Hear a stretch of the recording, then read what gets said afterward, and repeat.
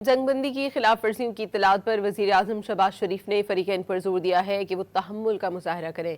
Social media platform x पर अपने पैगाम में वज़ीर आज़म ने कहा कि जंग बंदी की खिलाफ वर्जियाँ रिपोर्ट हुई हैं जो अमन अमल की रूह को कमज़ोर करने का सबब बन रही हैं।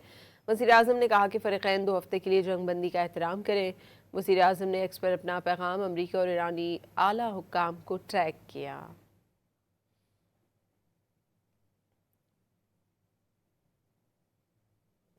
जंग बंदी की खिलाफ वर्जियों की इत्तलात पर वज़ीर आज़म शहबाज शरीफ ने फरीकैन पर जोर दिया है कि वो तहम्मुल का मुजाहरा करें।